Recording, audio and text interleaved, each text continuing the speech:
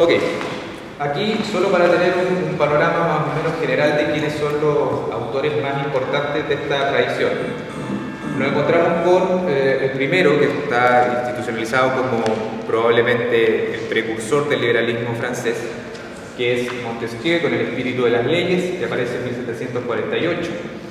Esto, la fecha no es menor porque no está tan alejado en el tiempo de lo que fue la obra de John Locke, que es probablemente el más reconocido de esos exponentes. Luego aparece un personaje que no es muy conocido, que no tiene mucha relevancia y mucho renombre, ¿no? Probablemente no mucha gente lo haya escuchado y esta sea la primera vez, que es este personaje, Benjamin Constant, que era un aristócrata de la época, del siglo XIX, y que escribe una serie de ensayos que son bastante sugerentes, son bastante potentes, y que van en una línea muy parecida a lo que hace Tocqueville con el ensayo sobre la democracia en América del Norte. Bien, Constant, su principal aporte, donde está condensado toda su lectura respecto a la relación entre libertad y sociedad, individuo y sociedad, está en la comparación que establece entre la libertad de los antiguos y la libertad de los modernos. Este método, que es comparativo, una metodología comparativa, es una metodología que se ha estado también utilizando bastante, que también es característico del liberalismo francés. Observar cuáles son las concepciones de libertad que se pueden encontrar en una misma sociedad, de manera histórica, y adicionalmente qué conceptos de libertad se pueden encontrar en distintas sociedades. Vamos a ver que una de las premisas del liberalismo francés es que la libertad está absolutamente relacionada con el lugar donde acontece. Es decir, hay ciertas condiciones sociopolíticas que posibilitan ciertas nociones de libertad y otras condiciones sociopolíticas que no las van a permitir o facilitar. Bien, en tercer lugar tenemos a Alexis de Tocqueville, que también es una persona bien conocida, un autor más o menos de referencia, y el clásico libro ese que se publica entre 1835 y 1840, La democracia en América, fundamentalmente Estados Unidos. Luego pasamos a algo que es un poco más contemporáneo, que son dos autores que son bastante reconocidos en cada uno de sus campos. El primero es Raymond Aron. Raymond Aron, para los que no lo conocen, es un sociólogo destacadísimo dentro de la tradición francesa. Es un tipo que tiene un libro que se llama La etapa del pensamiento sociológico y establece una serie de elementos que son bastante nutritivos para la disciplina. Y se define como un liberal que expone su perspectiva fundamentalmente en el libro que aparece ahí, que es El opio de los intelectuales, que es fundamentalmente una crítica al marxismo y a todas las versiones de socialismo utópico. Luego está Claude Lefort, que es un historiador también bastante conocido, que tiene un texto llamado La invención democrática, que aparece en 1981, que es probablemente el más cercano a nuestro tiempo, y que establece ahí una nueva definición de la libertad o del lugar de la libertad y el individuo en un contexto que ya está separando o se está desencantando de las versiones socialistas o marxistas. ¿Sí? Aparece una nueva figura, un nuevo neoliberalismo, y eso a Lefort le parece sumamente importante de analizar. ¿Sí? Ok. ¿Qué cosa cruza? Partimos con la pregunta, ¿hay un liberalismo francés? Vamos a asumir evidentemente que sí lo hay, y vamos a ir viendo cuáles son los elementos centrales de este liberalismo francés. Hay tres cosas que son particularmente transversales a toda esta tradición, ¿no? Desde Montesquieu hasta el hecho de que se renuncia al individualismo metodológico. ¿Qué entendemos por individualismo metodológico? El hecho de suponer que son individuos los que construyen la sociedad. ¿Sí? Vamos a ir el individualismo metodológico supone que son, por así decirlo, las inclinaciones, intereses, pasiones, deseos, creencias, etc., de los individuos, lo que constituye la sociedad. ¿Sí? Entonces, por ejemplo, Montesquieu iba a decir, bueno, si es que tenemos una etnia o un lugar específico de un grupo humano que está asentado, por ejemplo, en una zona cálida, van a tener un tipo de carácter individual distinto que va a constituir configuraciones sociales determinadas. Diferente va a ser el caso si nos encontramos, por ejemplo, en Siberia, ¿no? En un lugar muy frío donde la relación interpersonal, las interacciones son más difíciles, en fin, ¿no? Eso durante mucho tiempo fue aceptado. Es decir, había una correlación entre si nos encontrábamos, por ejemplo, en el trópico, donde nos cuesta tanto conseguir alimento, y nos encontramos, en cambio, en el desierto o en el Polo Norte, va a ser diferente la relación con el medio ambiente y, por lo tanto, la relación entre los distintos individuos. Eso fue durante mucho tiempo, como digo, algo que se consideró explicativo de la sociedad. Sin embargo, a medida que los estudios sociales comienzan a desarrollarse, comienza también a perder peso esta dimensión más bien, si uno quiere, natural, ¿no? O relacionada con el medio ambiente, y comienzan a ganar lugar explicaciones que tienen que ver con cómo se explica el fenómeno social sin recurrir necesariamente a individuos. Y ahí aparece, por ejemplo, el elemento histórico, ¿no?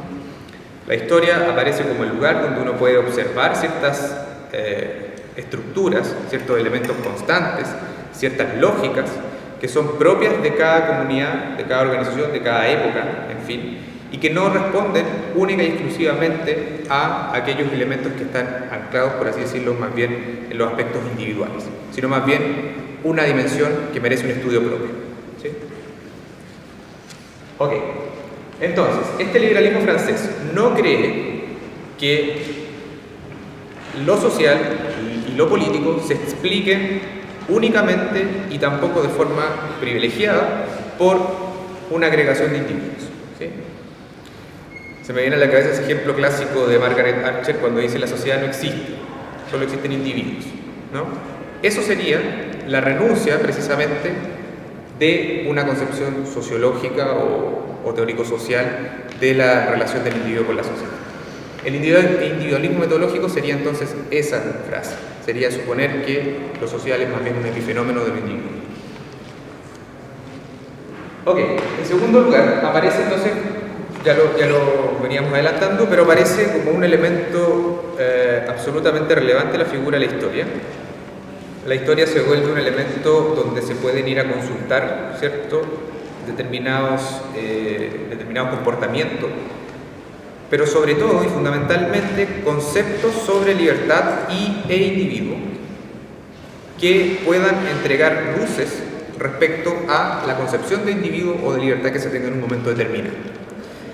Entonces, a Constant, por ejemplo, le va a interesar mucho cuál es la concepción que tenían de libertad los griegos, cuál era la concepción que tenían de libertad eventualmente los egipcios, si es que había algo así como una libertad en Egipto, y compararla con los conceptos que actualmente se tienen respecto a la libertad. Y a través de esos elementos poder más o menos extraer cuáles son las condiciones bajo las cuales un concepto de libertad se puede desarrollar de mejor manera o no. ¿Sí? Y por último, el principio republicano, que también ya lo habíamos mencionado, tiene que ver fundamentalmente con cómo el espacio social o político, fundamentalmente en la figura de una institución determinada, central, unificada, en fin, en la idea de Estado, aparece también como un elemento relevante. ¿Por qué aparece como un elemento relevante? Porque a diferencia del liberalismo más clásico, para el liberalismo francés la libertad no es puramente negativa, en el sentido de que mientras menos intervención exista del exterior, ya sea de otros individuos o de un Estado, mayor grado de libertad entonces se tendrá. Para el liberalismo francés, la libertad está absolutamente correlacionada con el espacio sociopolítico que se habita. Entonces, si el espacio sociopolítico no garantiza o no tiene ciertas condiciones que posibiliten la libertad, vamos a tener entonces menos libertad. Por eso es sumamente importante desde el punto de vista de esta tradición el aspecto de la república, de cómo se constituye la institución política. Bien. Profundicemos entonces un poco más con respecto a cada uno de estos elementos. El primero, decíamos que es el rechazo que existe al individualismo metodológico. Respecto a eso, decíamos que no se reducen las explicaciones respecto a lo individual o a la libertad, única y exclusivamente atendiendo a lo que los individuos, por así decirlo, son en su constitución. Desde este punto de vista, y uno eso lo puede ver de manera más o menos evidente cuando lee a Constant o a Tocqueville, el individuo incluso como tal aparece bajo un marco siempre de instituciones sociopolíticas. La categoría individuo mismo es, desde cierto punto de vista y de ciertas lecturas, resultado de eso, ¿no? Entonces, bajo ciertas condiciones donde esas categorías institucionales no existen, el individuo no aparece o se ve dificultado o imposibilitado. Segundo, el hecho de establecer, de la mano con eso, un énfasis en cuáles son las características o situaciones, ¿no?, que responden o que determinan los procesos sociales como tales.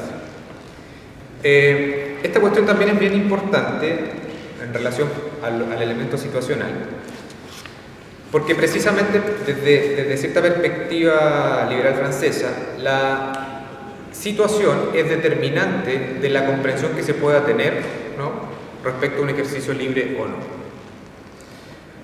Ejemplo hay muchos, pero básicamente es el siguiente: si alguien toma una decisión y está, digámoslo así, coaccionado para tomar esa decisión, ¿la acción es libre o no? Entonces uno puede decir sí, porque en realidad siempre se puede negar, a pesar de que eso signifique la muerte. Y otro va a decir no, porque en realidad si está coaccionado, entonces no es una acción libre y se acaba el asunto y no hay más discusión.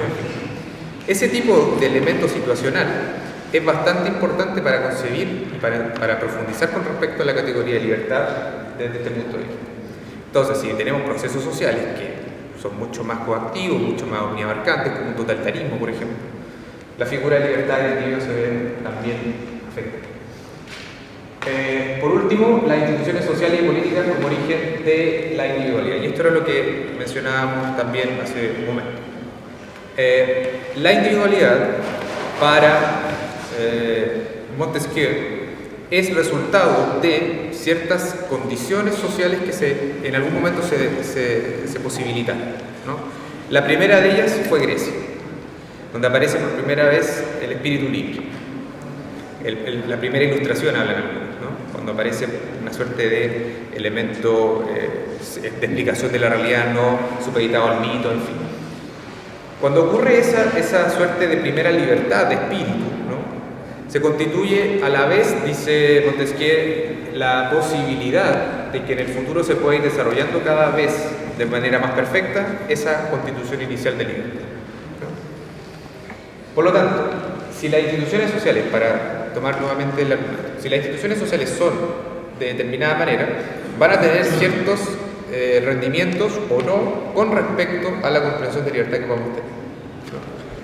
La explicación más fácil es establecer que, por ejemplo, la Revolución Francesa fue precisamente una muestra, una realización de libertad que después tuvo que institucionalizarse de alguna forma, ¿no? Y aparecen los derechos, en principio del hombre, después del ciudadano, después del ser humano, en fin.